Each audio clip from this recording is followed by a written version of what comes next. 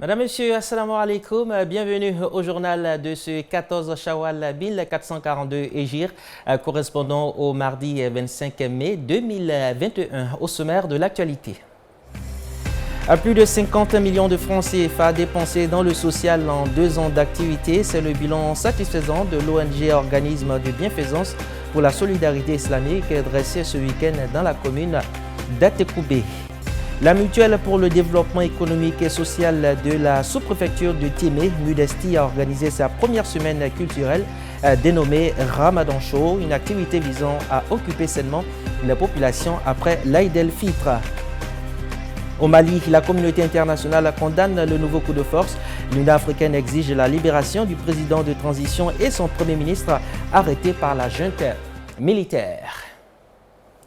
L'organisme de bienfaisance pour la solidarité islamique a dressé le bilan annuel de ses activités le 23 mai dernier à la mairie de la commune d'Atekoubé. Il ressort de ce bilan que plusieurs actions sociales ont été accomplies grâce aux généreux donateurs, nous dit Abdoulakim Odolouye. C'est un principe de bonne gestion adopté par l'organisme de bienfaisance pour la solidarité islamique depuis sa création. Inviter ses donateurs pour leur faire le point des actions menées en faveur des personnes vulnérables, plus de 50 millions de dépenses effectuées en 2 ans.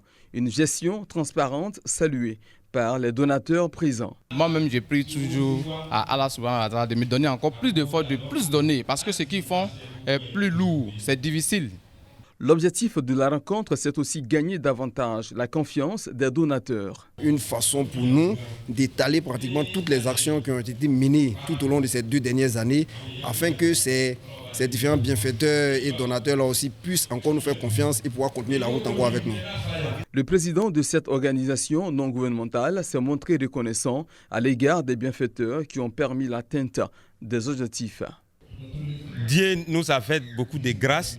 Les gens ils nous ont soutenus et puis quand on passe, surtout pendant le Ramadan, pour demander fils et Bililay, les gens nous donnent l'argent. Les actions de l'ONG sont orientées essentiellement vers les orphelinats, les malades indigents, les personnes endettées et autres projets sociaux. Les défis de la communauté musulmane face à la pérennisation des valeurs du Ramadan étaient récemment au centre d'une conférence organisée par la CEMUSI, la communauté des élèves et étudiants musulmans de Côte d'Ivoire, à son siège de la Riviera Palmeraie. Occasion pour la CEMUSI de remercier ses bienfaiteurs. Plus de précisions avec Cyril Kebaro. Le bureau exécutif de la CMUC veut maintenir le cap après le mois de spiritualité marqué par l'acquisition de certaines valeurs. Le conférencier a invité son auditoire à méditer sur 2 axes. Il y a 2 catégories de personnes. Il y a des personnes qui peuvent aider et il y a des personnes qui sont à aider. Et donc chacun a son centre d'intérêt. Il faut saisir le centre d'intérêt de chacun et organiser les programmes qui vont avec pour qu'eux aussi puissent tirer un bénéfice de la société tout en aidant cette communauté. Cette conférence est un prétexte pour remercier tous les donateurs de la CMUC. L'objectif de cette cérémonie, c'est de dire merci à nos donateurs qui nous viennent en aide pendant le mois béni de Ramadan. Elle consiste également à redistribuer de façon symbolique les dons que nous recevons à nos différentes bases. Questions-réponses et bénédictions ont mis un terme à cette conférence de la CMUC tenue au Centre culturel islamique Rayyan de la Riviera Palmeraie. Faisons à présent un tour à l'intérieur du pays. La mutuelle pour le développement économique et social de la sous-préfecture de Tiémé, Mudesti en abrégé, a organisé récemment une semaine culturelle dénommée Ramadan Show de Tiémé, une initiative du colonel-major Diarasouba Bakari, chef d'état-major particulier du président de la République en vue du développement de la ville. Le reportage de Diomandé Boaké et Cissé Daouda. C'est une première du genre pour la Mudesti, mutuelle pour le développement économique et social de la sous-préfecture de Tiémé, de se rassembler quelques jours durant autour des siens pour célébrer la fête du Ramadan. La Mudesti, c'est le creuset où il n'y a pas de politique, où tous les enfants de Tiémé se retrouvent pour le développement de Tiémé. Et nous nous engageons dans les jours à venir et dans les mois à venir à faire tout, à tout mettre en œuvre pour faire triompher les idéaux de la modestie. Cette semaine culturelle répond à la notion du projet d'urbanisation de la ville de Tiémé comme l'un des objectifs fondamentaux que s'est fixé la modestie. C'est avec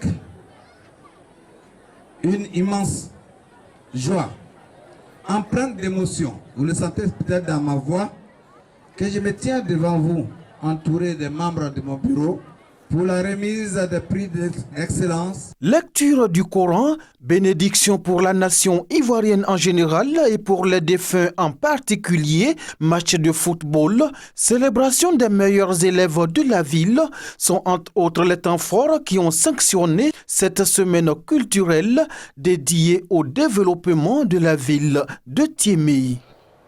Et quittons Tiémé pour la ville historique de Grand Bassam qui a également abrité les festivités de l'Aïd el-Fitr le 12 mai dernier à l'initiative de l'association islamique Djondoulaye. Ambiance avec Aïcha Toukone et Diomande Chérif.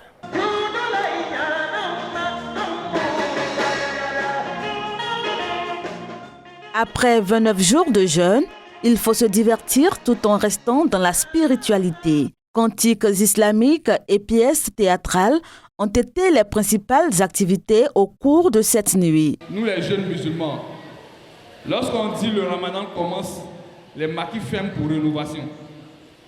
Les boîtes de nuit ferment pour rénovation. Mais lorsque le ramadan finit, on dit le 29 juin, le 30e jour est arrivé, les maquis et les boîtes de nuit font les réouvertures parce qu'on va remplir là-bas. Donc l'imam nous a appelés et dit réfléchissons, trouvons un environnement pour divertir nos petits frères, nos amis, nos parents. L'association islamique Djondoulaye existe depuis 2006. Son champ d'action s'étend également sur l'initiation à la lecture coranique et l'hygiène dans les mosquées dans la ville de Grand Bassam.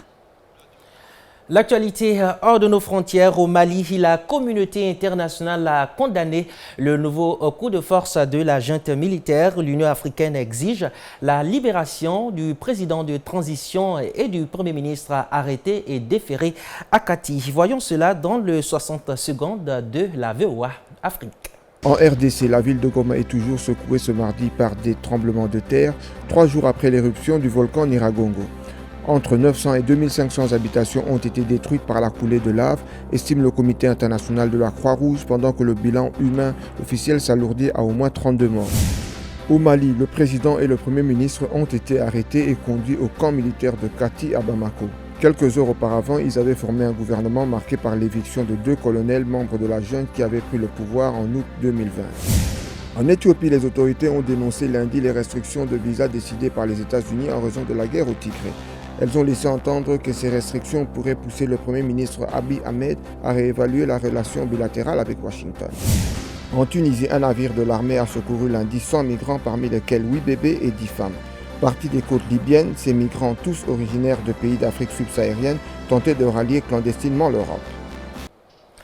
Ainsi prend fin ce journal. Merci de votre aimable attention. Rendez-vous sur notre site web albayan.ci, nos pages Facebook, compte Twitter et notre chaîne YouTube. Bonne soirée sur la télévision Albayan.